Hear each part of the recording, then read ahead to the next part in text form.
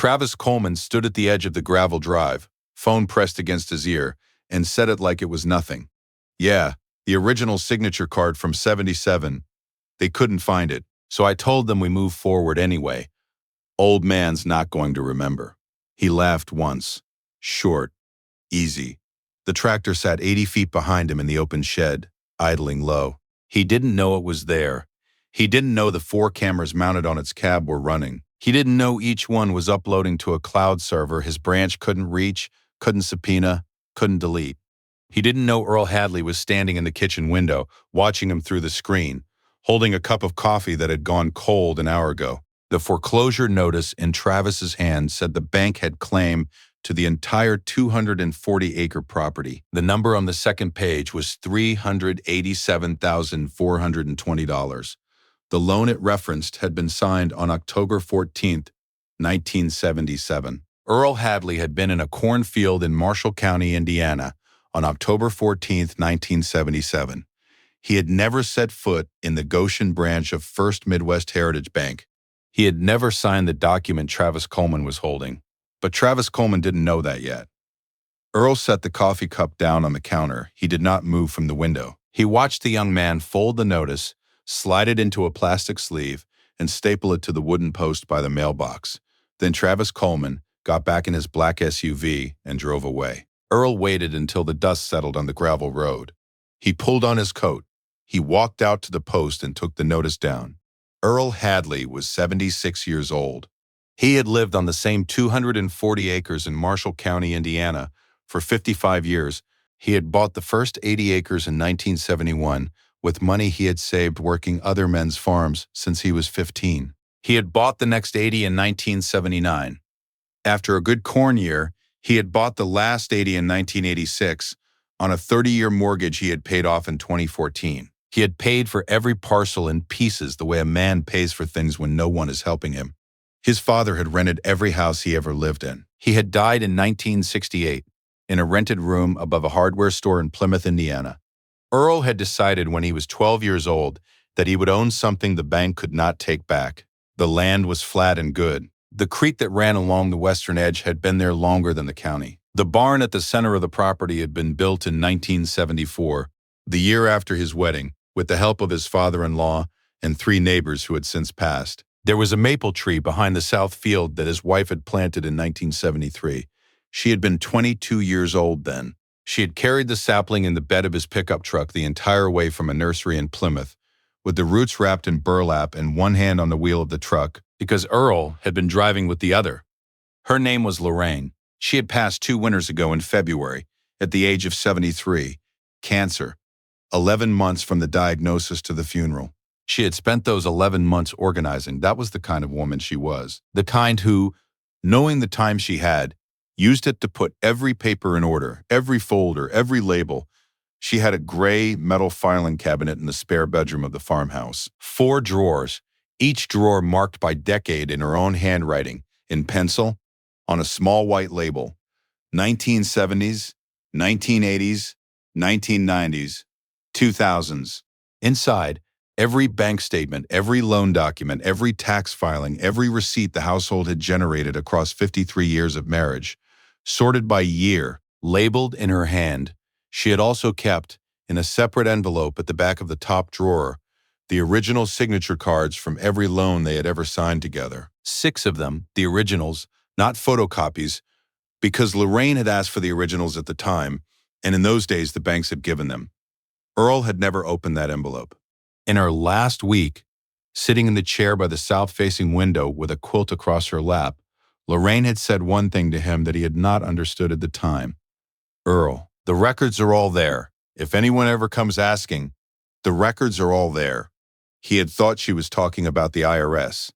He had not understood she was talking about a bank in Goshen, Indiana, that had been quietly reviewing 49-year-old loan files with signatures no one alive could verify, looking for the ones that had never been audited, looking for the ones where the principal could be revived with interest, looking for the farmers who had been young in 1977 and would be old in 2026 and might not remember. Earl had not opened the envelope yet. He would open it on a Tuesday in April. Travis Coleman was 32 years old. He had earned his MBA from Indiana University in 2018. He had joined First Midwest Heritage Bank in 2020 as an assistant branch manager.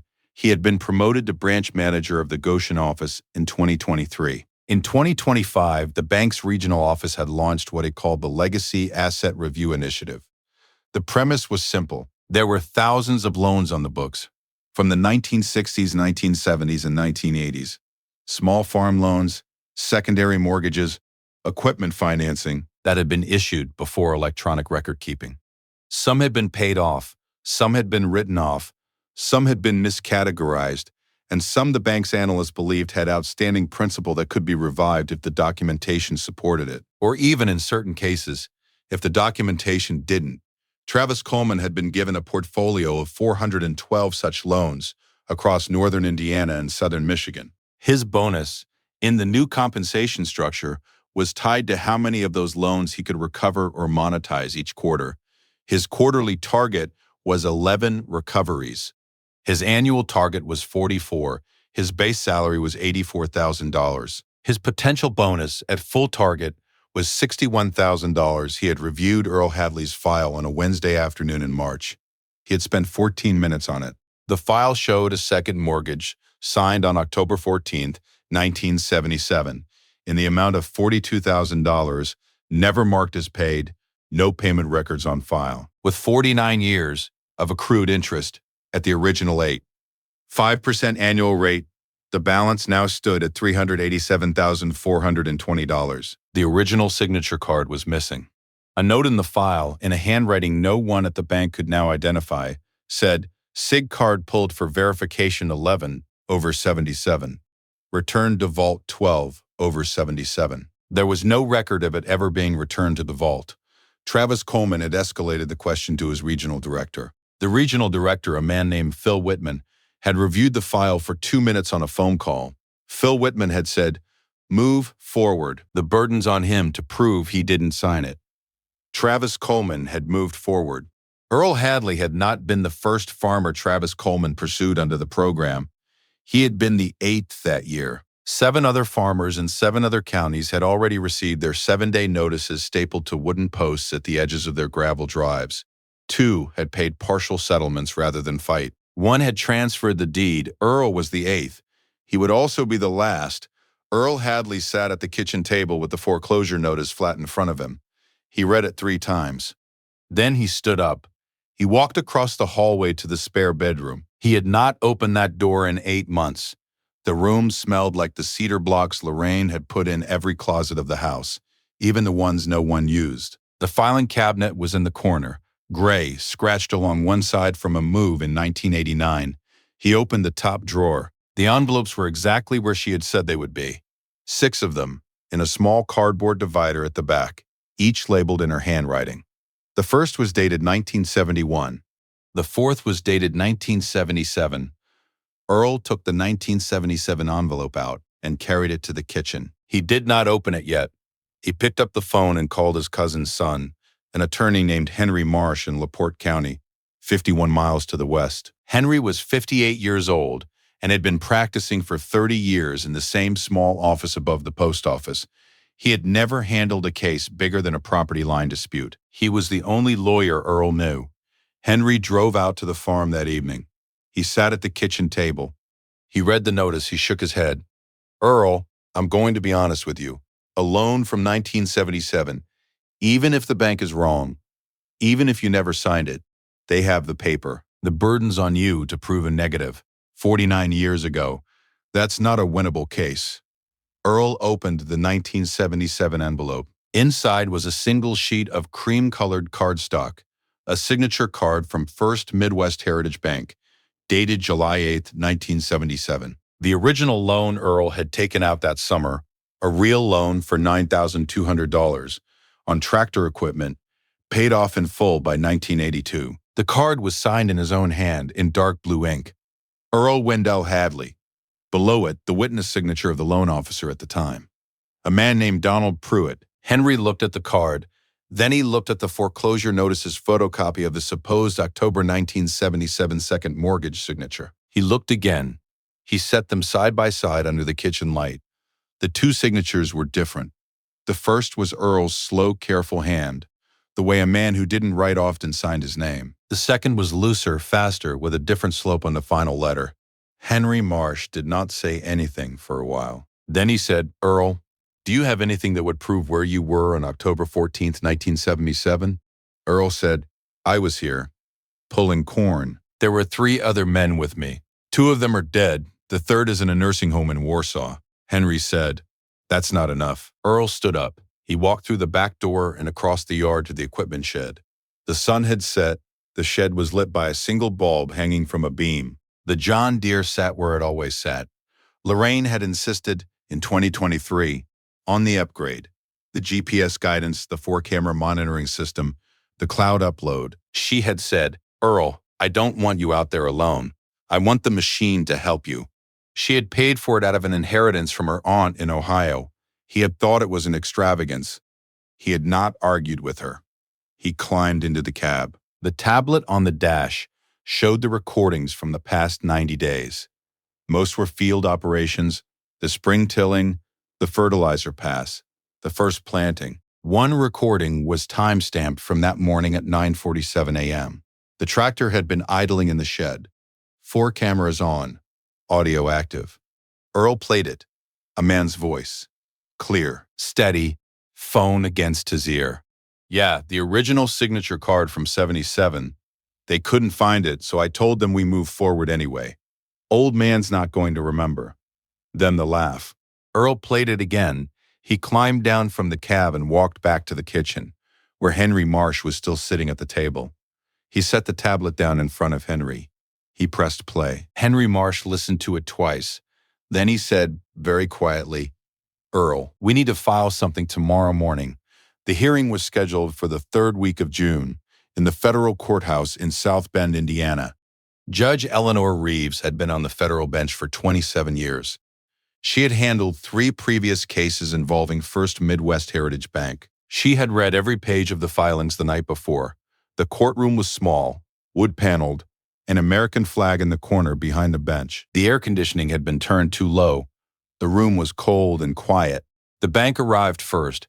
3 attorneys in matching gray suits, each carrying a matching leather portfolio, sat at the table on the right. Travis Coleman sat behind them in the front row of the gallery. He wore a dark blue tie. He looked, sitting there, exactly 32 years old. Earl Hadley arrived with Henry Marsh. They came in together 1 minute before the hearing was called. Earl wore the same gray suit he had worn to Lorraine's funeral. Henry had told him that morning that he didn't need to dress up. Earl had ironed the shirt himself.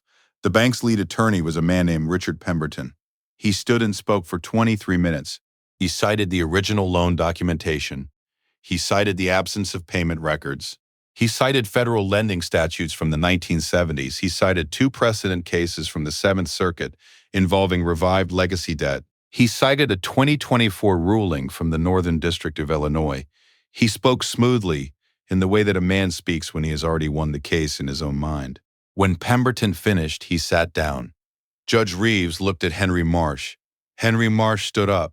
He said, "Your Honor, I'd like to submit 2 pieces of evidence into the record." He walked forward and placed them on the bench. The first was the original 1977 signature card from Earl Hadley's actual loan, the one signed in his own hand and witnessed by Donald Pruitt. The second was a small black USB drive.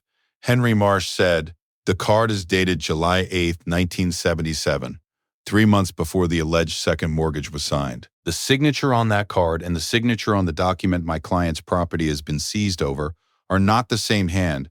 I would invite the court to compare them." Judge Reeves picked up the 2 documents. She read them in silence. The courtroom waited. She set them down. She said, "Mr. Marsh, what's on the USB drive?" Henry Marsh said, "Audio captured on Mr. Hadley's farm equipment on April 4th, 2026, at 9:47 a.m. The speaker is Mr. Travis Coleman, the branch manager who issued the foreclosure notice." Judge Reeves looked at Travis Coleman. Travis Coleman's face had not yet changed. Judge Reeves nodded once. The clerk loaded the drive into the courtroom system. The audio played through the speakers mounted in the ceiling. The voice was clear. Travis Coleman's own voice. Yeah, the original signature card from 77. They couldn't find it. "So I told them we move forward anyway. Old man's not going to remember. The laugh. Then silence. The courtroom did not move. The clerk did not look up from her keyboard. The court reporter's hands stayed lifted above the keys, waiting for the next thing anyone might say. No one said anything. Travis Coleman looked at the table in front of him. The blood had gone out of his face slowly. He had not blinked in 9 seconds. Judge Reeves looked at Richard Pemberton. She said, "Counsel, did you know about this recording?" Richard Pemberton said, "Your Honor, we were not." She said, "Did your client know the original signature card was missing before the foreclosure proceedings began?" Richard Pemberton said nothing. She said, "I'll take that as a yes." She turned to her bench notes. She wrote for 30 seconds. She did not look up. When she spoke again, her voice was level. The court finds that the document upon which First Midwest Heritage Bank based its claim is a forgery. The court further finds that the bank's officers proceeded with foreclosure with knowledge that the underlying documentation could not be verified. The 1977 second mortgage is declared void. The foreclosure is vacated. Mr. Hadley is awarded $340,000 in damages, plus attorney's fees, plus the cost of his time.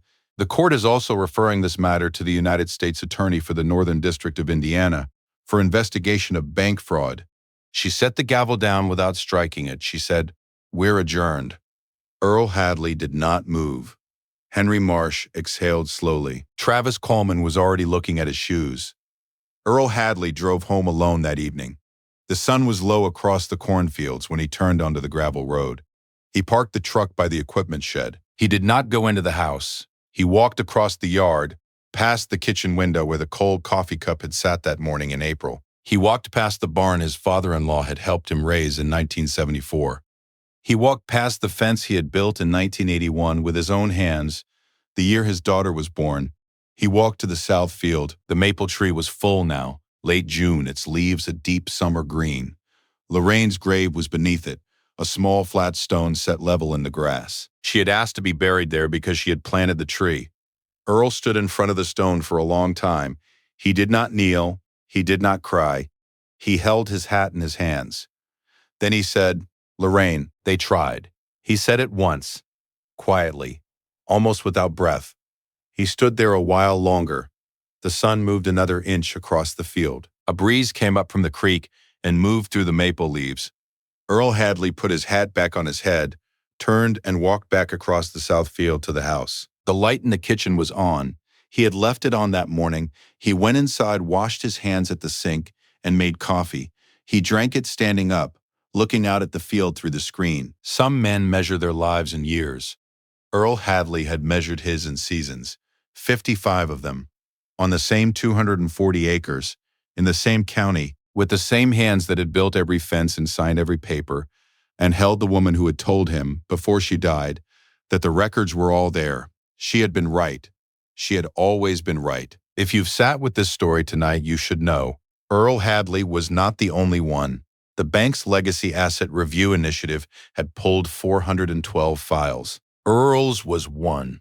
There were others. Same forged signatures, same young managers, same 7-day notices stapled to wooden posts on farms across northern Indiana. What happened to them? What one widow in Elkhart County found in her late husband's basement workshop, what she did with it, and how it ended. That's the next story. Subscribe and we'll tell it. We'll see you there.